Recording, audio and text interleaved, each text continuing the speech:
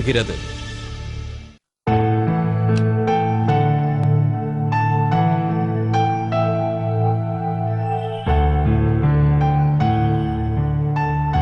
என்ன முத்து? உன்கிட்ட கொஞ்சம் பேசணும். என்ன பேசணும்? கல்யாண விஷயமா என்ன முடிவு எடுத்திருக்க?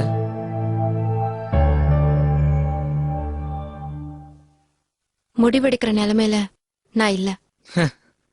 முடிவு எடுத்திருக்க, ஆனா நீ அதை வெளியே சொல்லாம இருக்க. நான் வெளியே சொல்லாமலே ஏன் முடிவு உனக்கு எப்படி தெரியும்? நீ நடந்துக்கிறத வச்சு கண்டுபிடிச்சேன். என் நடத்தைய பத்தி தப்பா பேசின நான் சும்மாவே இருக்க மாட்டேன். சரி, நான் நேரடியாக விஷயத்துக்கு வரேன். உன்னை கல்யாணம் பண்ணிக்கலான் இருக்கேன். எனக்கு விருப்பம் இல்ல. தெய்வான, விஷயம் தெரியாம பேசாத. உன் ஜாதகம் வெளியில பொருத்தம் பார்க்க போனா அது சோத்துல அடிச்ச பந்த மாதிரி திரும்பி வந்துருன்னு உனக்கே தெரியும். முத்து, எனக்கு கல்யாணம் நடக்கணும்னு விதி இருந்தா அது நான் நினைச்சாலும் தடுக்க முடியாது. பாட்டி கூட உன்னை கல்யாணம் பண்ணிக்க சம்மதிச்சிட்டாங்க. பாட்டி உன்னை திட்டினாங்கன்னு சொன்ன? ஆமா, திட்டினாங்க. அது மோசமான ஜாதகம், அவளை ஏன் கல்யாணம் பண்ணிக்க போறேன்னு திட்டினாங்க. நான் தான் நம்ம தேவனாச்சே, நாம கை கொடுக்கலன்னு வேற யாரும் கை கொடுப்பா இருந்தா பாட்டி கிட்ட சம்மதம் வாங்க வச்சேன். நீ பரிதாபப்படுற அளவுக்கு என் நிலைமை ஒண்ணும் மோசமாகல. வெளியே போ. என்னை கட்டிக்க முடியுமா முடியாதா? முடியாது. தேவானே, என்னை மீறி வேற எவனையும் உன்னால கல்யாணம் பண்ணிக்க முடியாது.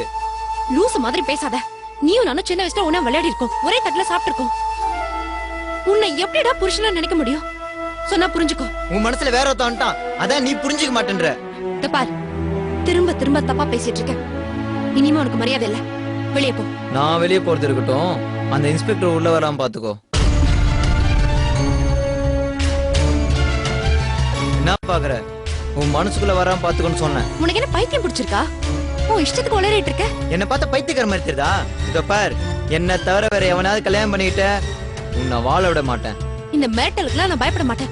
வெளியே போறியா இல்ல பாட்டி கூப்பிடுவா? தேவானே, உனக்கு குழந்தை பாக்கி இல்லைன்னு மட்டும் தானே உனக்கு தெரியும். உன் ஜாதகத்துல தாலி பாக்கியமும் இல்ல.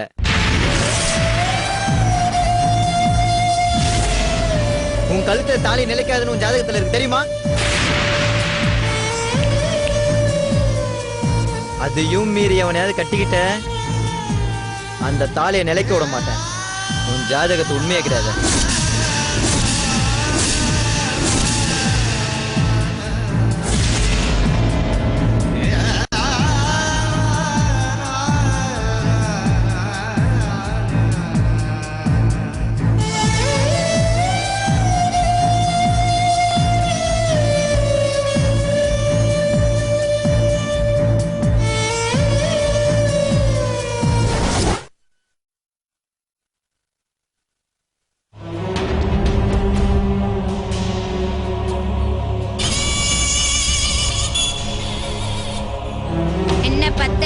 உன் புள்ளைய பாத்தியா?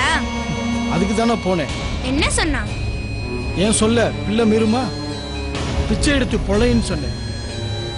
என் பிள்ளை பிச்சை எடுத்து வாழ்ந்துகிட்டு இருக்கு. என்ன சிரிக்கிற? குருவி உட்கார்ந்ததும் பனம்பழம் விழுந்துச்சான்.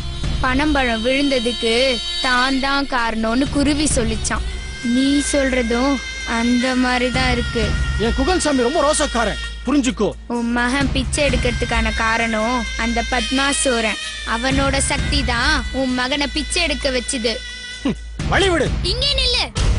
அவன் இந்த வீட்டு வாசலை தாண்டி உள்ள வரக்கூடாதுங்கிறது தானே நான் உனக்கு போட்ட நிபந்தனை. நிபந்தனை எனக்கு தானே, சாமிக்கு இல்லையே. என் குகன்சாமி வரும். பத்திரி தப்பு பண்ற.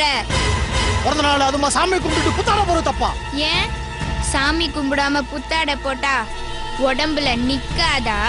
இது குகன்சாமி சொன்னது, நான் என்ன செய்யறது? குகனோட கால் உள்ள படக்கூடாது. உன்னையார் அவனை கூப்பிட சொன்னது? இது அவன் வீடு இல்ல, இது என்னோட வீடு, அசுரர்களோட கோட்டை. நீங்க எது போயிடு. நீங்க எல்லாம் வந்து ஆட்டம் போடுறதுக்கு நான் வீடு கட்டி வச்சிருக்கேன். அப்படி போறதா இருந்தா என் பணம் தான் போகும்.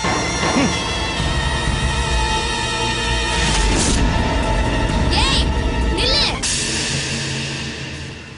ஏய் நில்லு. இந்த பார், திரும்ப திரும்ப தொந்தரவு பண்ணாத.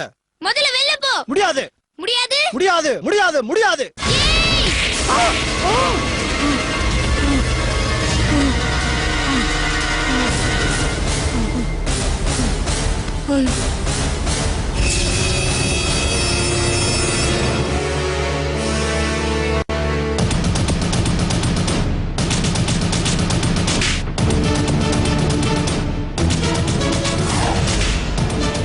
துணி போட போறியா? நீ எப்படி போடுறன்னு நானும் பாக்குறேன்.